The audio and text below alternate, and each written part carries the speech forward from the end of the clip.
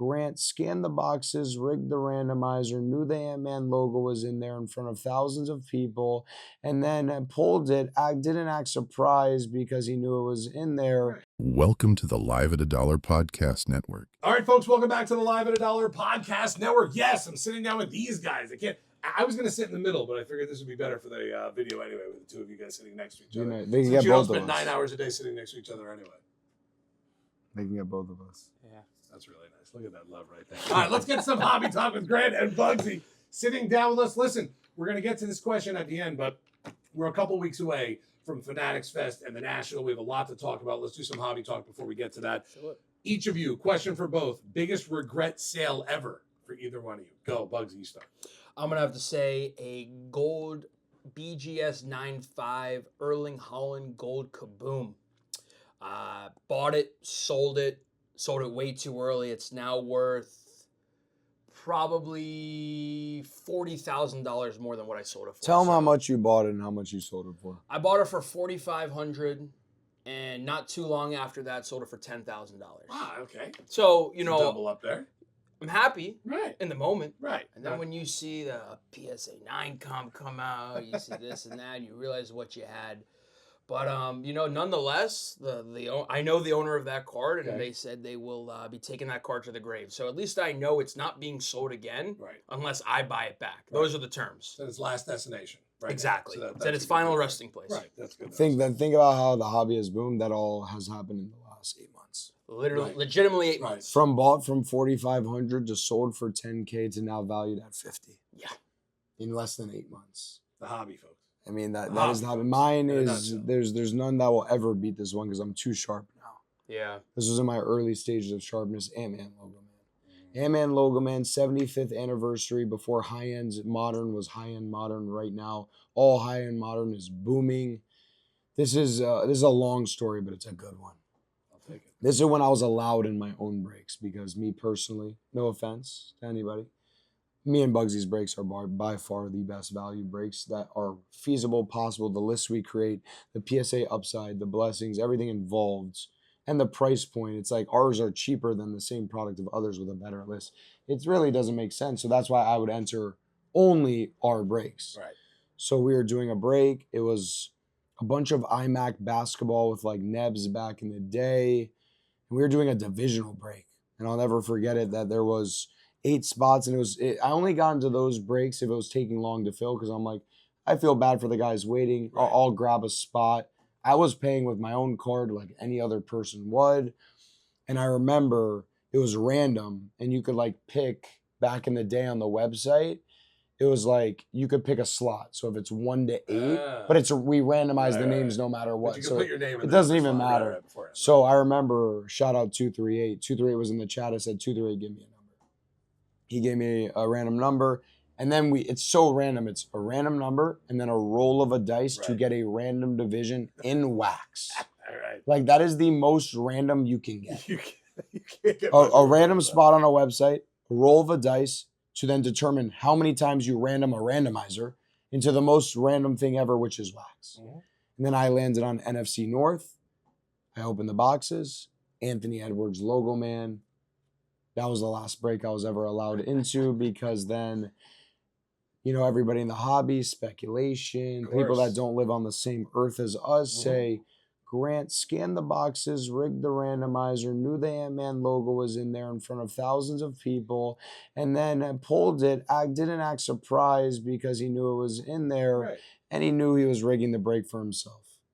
Think about the delusion. That's a lot in there. Right? That actually started where it was no breakers are allowed into breaks anymore because that got so viral that I hit the logo man for myself that the fun ended that I was not allowed to break. So I hit the Ant-Man logo man at the National. I sold it for 30 to 40K of cards in cash. That card's 150 to 200 today. Oof. Easy. Okay. Easy 150, 200.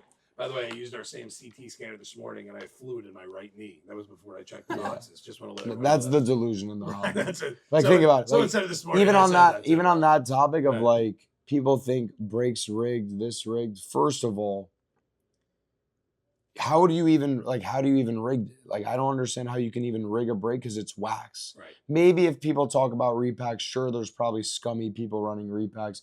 If they're packing repacks and ripping it, that should not be allowed. Oh no, of course. That's insanity. Right, Because yeah, then yeah, how right. are you supposed to have a poker face? Say this team's alive, this team's that. If you know what's in the boxes, that's crazy. Right. But wax is the most unpredictable thing on earth. I've ripped more wax than these two hands, more than any human living.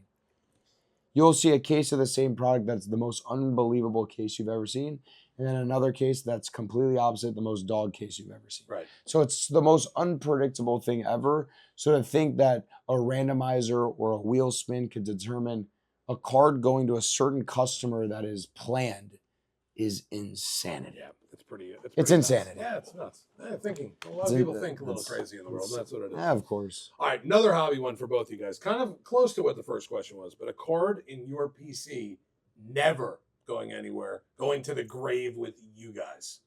Bugs, you want to start? A card that's going to the grave with me is going to be a superfractor of Paulo Dybala, because sometimes it's in this hobby, it's about collecting and it's not about the money. And that card, although it's not worth a lot of money, it means something to me. I would have never been a fan of the sport of football if it wasn't for him. And therefore, that card is a card that I will truthfully die with. Same thing. I probably have 10, but the top two, the first one, Trevor Finite. Can never sell my Trevor Lawrence rookie Finite. He's a future Super Bowl champion. Hopefully we have a podcast with him one day, but I'm the biggest Trevor collector, and that is the Grail Trevor. Therefore, I can never get rid of it. Number two, LeBron James Topps Chrome True Gold. That card is on a trajectory with the moon. I mean, I bought that card. It was a mystery pack I did to get the funds to then buy the card. I bought it for $198,000, my biggest purchase in the hobby. That was 3 months ago. Card Ladder already has it at $250,000. Wow. So Card Ladder has it up $50,000 in 3 months. It's not about the value. It's LeBron is my GOAT. Right. And there's only 50 of that card on Earth. And it will be go to the grave or get passed down in the family, because that card in 20 years will be a multi-million-dollar card. For sure. Yeah, of course. Okay, that's good. Those are both. All right.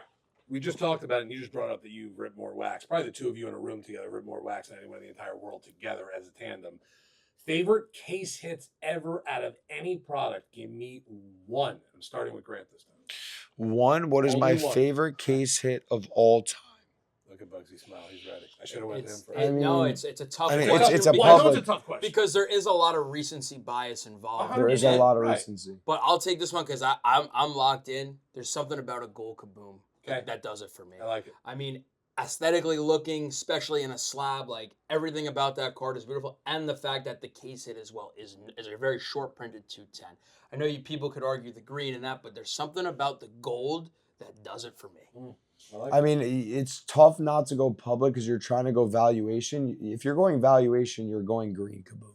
Right. Because so it's unfair that kaboom's even in this category because there's numbered ones. Right. Every other case it's not numbered. Fair. Fair point. Fair point. So if you're Very going fair just point. base, if you're going base across the board, manga is my number one. Nice. Manga is my number one it's a because really good the take. card art is unbelievable. But if you're going numbered, you'd be idiotic to not go green or gold kaboom or Right. purple because they're limited. Right. It's a supply and demand world we live in. Anything that's limited, who knows how many mangas are made? Color blocks, Right. downtowns. You know, a gold vinyl downtown, there's only one. Right. You know, a gold You know it. downtown, there's only 10. You know, a gold kaboom, there's only 10. Yeah. So it's tough to not go a numbered case hit potential, but base across the board on manga.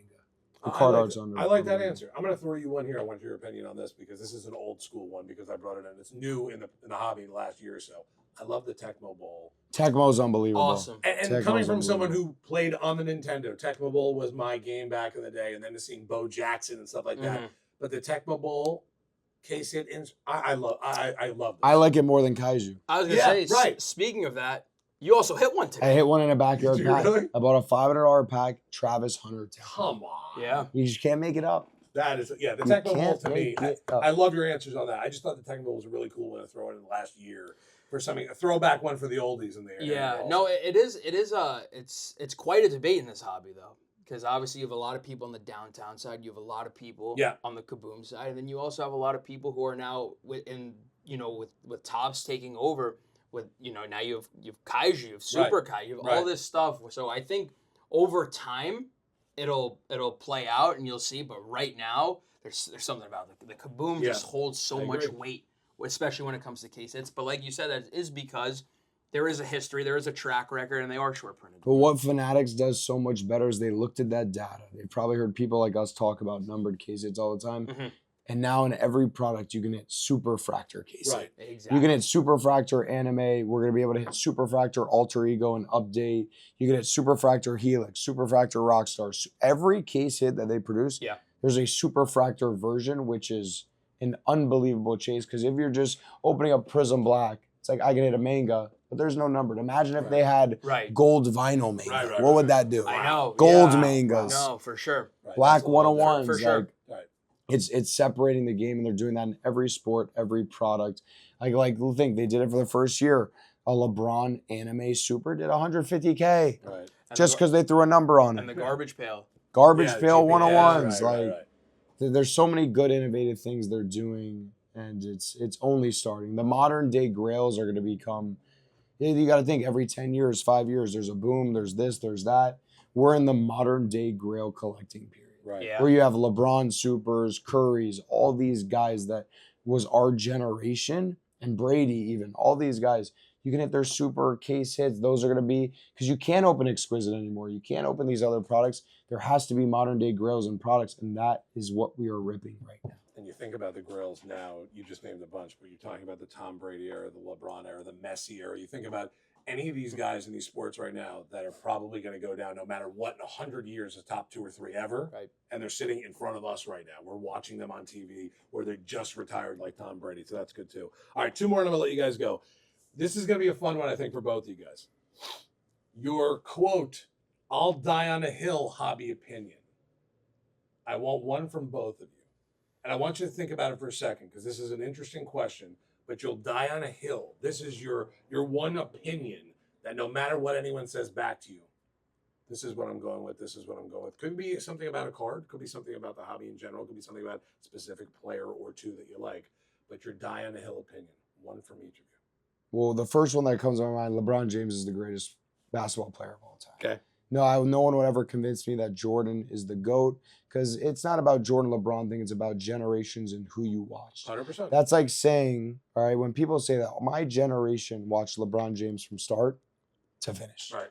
I have never watched a Michael Jordan basketball game. All it is fairy tale. Right. That's like saying if I grew up, SpongeBob is my favorite cartoon. Someone says, no, it's Flintstones. I'm like, yo, I've never watched the Flintstones. How am I supposed to say the Flintstones? We could have this conversation, right? How am I supposed to say the Flintstones is the GOAT if I've never actually experienced it myself?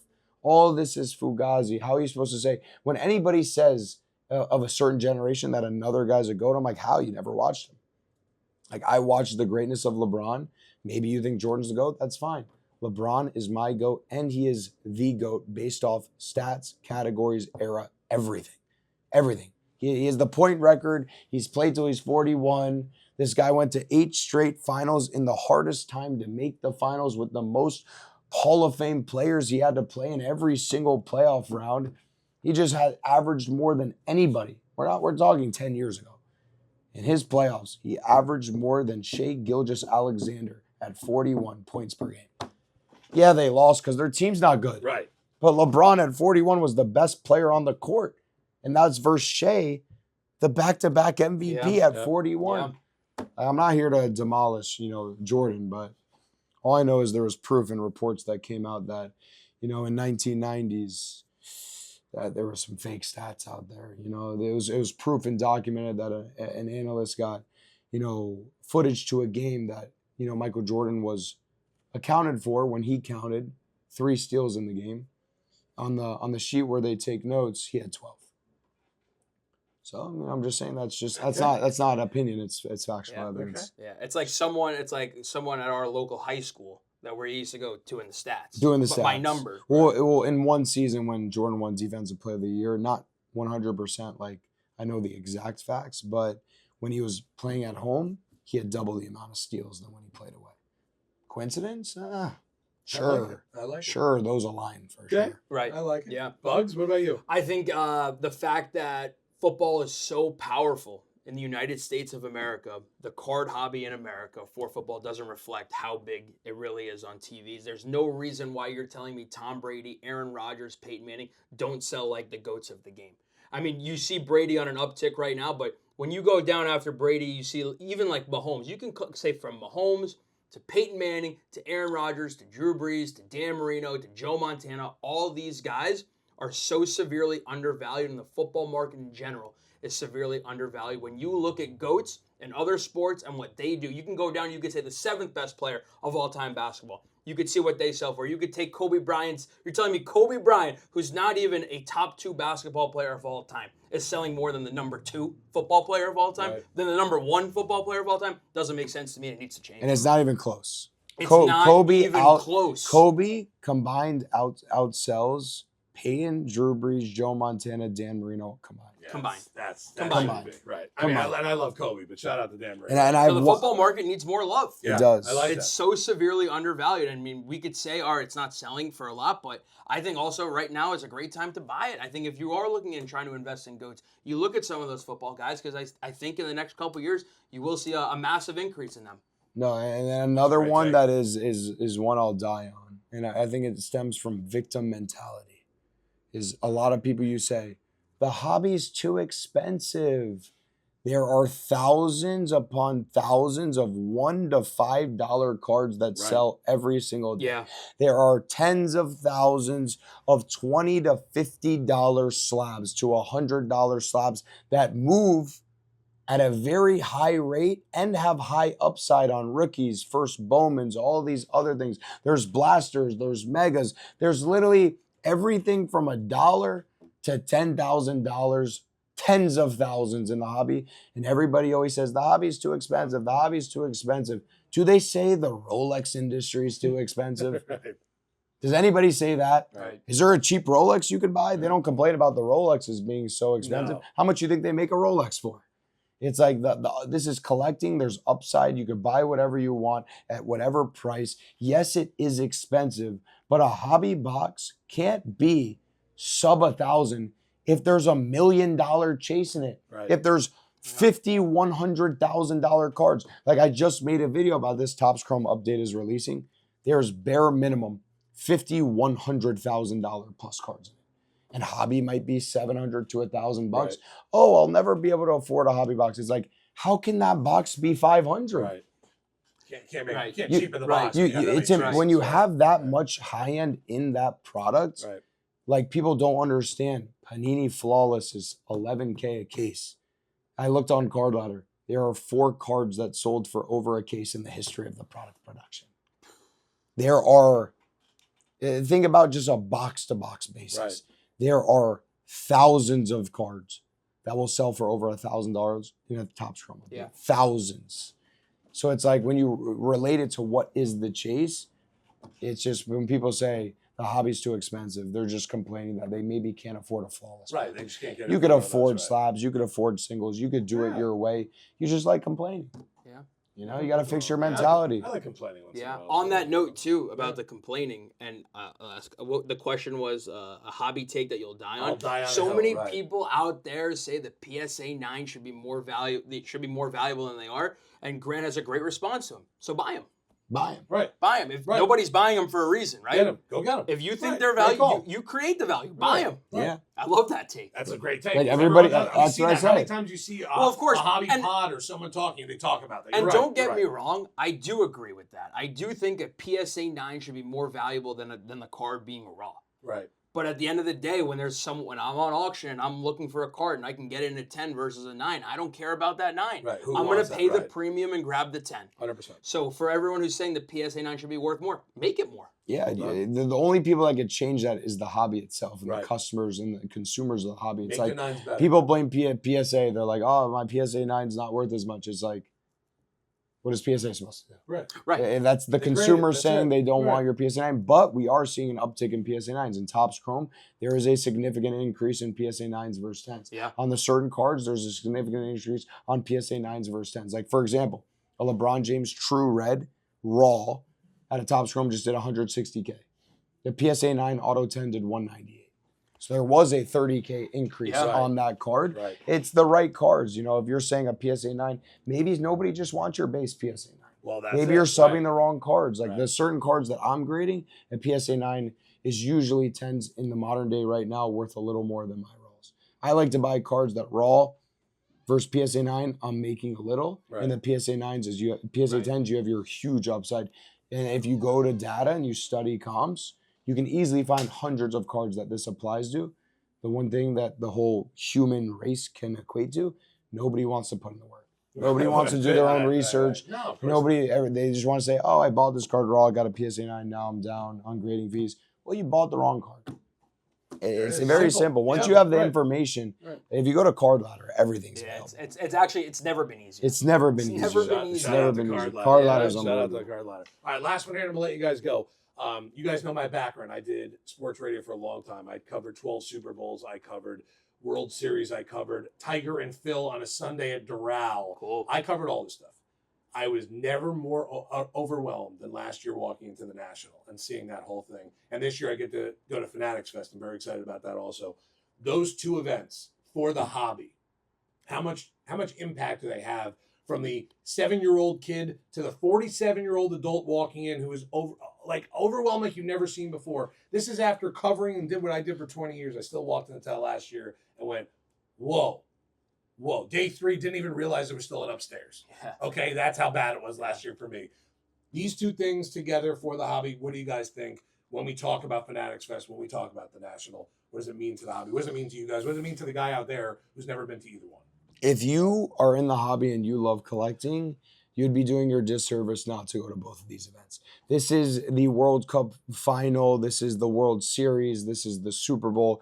This is every big event you can imagine for the hobby in 2 events. Right. Fanatics Fest and National is we had this take on stream the other day. It's like a kid's dream going to Disney World is like a grown-up's dream is Fanatics Fest and National. I agree. You're It right. literally is. Right. I look forward to these 2 events on a yearly basis more than the start of NFL season, and I am a diehard NFL fan. Like these, as a true collector, if you build a PC throughout the whole year, you buy and sell, you flip, you trade up, you grade all these cards. If you're going to find any card you desire and any trade up challenge and any deals to be done with opportunity, there is no more opportunity than these 2 events. You will see thousands of people, thousands of cards, thousands of tables, thousands of deals that can be done, and thousands of cards that you will never see again on auction, on any eBay site, on any card ladder. This is where you find the steals, the deals, the dream cards you've always desired. And that's why I bring my whole PC, make as many deals as possible, and find the certain cards that I've been looking for that I will never find on auction. Right. Bugs? I couldn't have actually said it anything better. That was great. The only thing I'll add to that is the fact that you get to meet people who are in your streams, and you get to meet people around the hobby who know of you or you know of them, and you get to talk and you get to chop it up and you get to see what they're buying, what you're buying, and you kind of just get to pick each other's brains. And I think when you're in a room, when you're in those 2 size rooms with all people that you have something in common with, I think that's what brings out the best in this hobby. Yeah, I agree. And then how about this? My one example I was going to give is last year walking in, obviously being totally overwhelmed, and then being touched on the shoulder by Ice. Ice was there last year. Exactly. Like Ice was there. Perez, guys that I've seen in the lair, that were first time for me bumping into these people or meeting them, and not just seeing the screen name come up in our chat. Right. I think you both beautifully said it, because for the kid walking into the hobby for its first time ever, or the kid who's sharp, who's been in the hobby for a couple of years, who's making, I saw kids last year making $10,000 deals, right? It's like there was nothing. To the older guy, to the woman walking in who's just part of the hobby because they like being a part of the hobby and seeing what it was like last year. I cannot wait to go back again. I can't wait. There's a yearly tradition now, whether I'm in the hobby or not, I'll be there every single year. But this is a really cool thing. And I think what I'm looking forward to in Fanatics Fest, seeing a little bit different side with the memorabilia and seeing all the athletes and everyone's going to be there. Definitely. A little bit different than the National more of a strictly hobby thing, meeting people. Fanatics Fest, more of a show. The National is stern. Right. Man, you're going there, you're seeing 500 to thousands of vendors of just cards after cards after cards. Whereas Fanatics Fest, you are seeing those cards there. You are seeing the same, sellers and dealers who are out there, but you're also seeing another side of the actual sports fan. And across multiple different sports. So I think it's really Fanatics Fest is like the perfect blend of everything. And it's also a fantastic way to get people into the hobby in terms of cards. There's a lot of sports fans out there who don't even know about the hobby. And the fact that they're mixing, these venues, these type of attractions with, and then, oh, hey, I just met Tom Brady. Right. And I walk over here 100 feet and there's a Tom Brady card. It's like to connect that to meeting them in person, to seeing these events, I think is a perfect way to grow the hobby. The one feeling I remember every single time leaving either of these events is this what I think in my head. This stuff is for real. Right. That's what you think every time you leave an event like that. Because you can go to little card shows, you go to this. When you see the amount of people, the amount of money thrown around, the amount of cards, the amount of deals, the amount of athletes involved, the amount of celebrities involved, and how much demand there is for certain cards you're bringing, you leave that place and you're like, wow. Like, because you could think in a streaming world, sales online, what's real, what's fake, and then you do a bunch of deals, and then you do cash deals, and then you do trades, and then you do all these things. I leave that place every time. I said, this is not slowing down. No. Every time I left last year, I'm like, this place is not slowing down. Yeah. This is only going up because it gets bigger and better every year. And it will be bigger and better this year. And then next year, it'll be bigger and better. The products get better. More celebrities come in. The innovation gets better.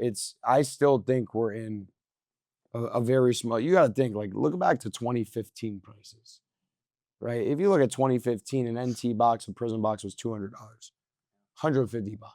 So we're only 10 years from that. Right. So it's like, you don't see like a boom like we're seeing, and then it just drops off a cliff. People talk about booms for 20 years, 30 years, 40 years. It's not like they just talk about it for 5, 3. And then it's just, this is not a bubble. Right. There's too much institution money. There's too many hundreds of millionaires. There's too much logic for it to be a bubble. Like logic, you can talk about. The key one right there. There's too much logic. Right. Like it's sports. Just think about it logically. Sports run the world. If you're a sports fan, look at the World Cup. Right. Look at the ticket prices. Right. They're $6,000 for middle level for a non-knockout stage for Portugal and Colombia. I got front row playoffs NFL for $800 a ticket. Right. You got to think the demand for sports, the way these guys are like gods and portrayed as something not from this earth, just shows you the common sense and the logic that this is going nowhere, because as we progress, sports get bigger. The NFL is getting bigger. All these sports are getting bigger. Cards and the supply and demand, the supply actually gets less. From Prism and Panini, they've produced 100 products for each class. Fanatics is a fourth of that. Right. So the supply is now getting lower. The demand is getting many more millions of people in. And now you're seeing cards go much. And that trend is going to continue. Only more people are going to get in. They're going to realize, why put my money in something that has zero logic, which is crypto? I mean, who knows? Can you explain what crypto is? No. I'm in crypto for tens of thousands. I have no idea what it is. Still, I can explain. Oh, I buy a first Bowman. He gets called up. He hits dingers. His price goes up. I can sell it for more. That makes sense. And vice versa. Right. He gets injured. He tears an ACL. He goes down. I understand why I lost. It's very easy to understand. Correct. No, of course. Well, guys, I want to thank you both because we got a lot coming up in this next month. I'm glad I got to sit down with you guys for a couple minutes. Excited to go to Fanatics Fest. Excited to go to the National, and honestly, catch them every single day. Best shows I've seen. That's why every single day after my stream, I walk in there and I hang out with these guys in the lair for a little while afterwards as well. Both of you guys. Thank you, sir. Thank you. The legends themselves. Thank you, sir. And Grant here, live in a dollar podcast network. Make sure to check out the next couple of weeks, all of our stuff that we're putting out there. We have a big event coming up at Fanatics Fest at the National. And right before the National, by the way, I don't think I told Grant yet, a big sit-down collaboration with Barstool and Backyard coming up. I'll be up there in Chicago for that as well. It's going to be a lot of fun. Catch us on there, live at a dollar podcast network. Bugzy, Grant, I'm Radio. Catch us every time. Make sure comment, like, subscribe. If you don't like it, same thing. You love all your comments anyway. Otherwise, catch you again. Live at a dollar podcast. Good man.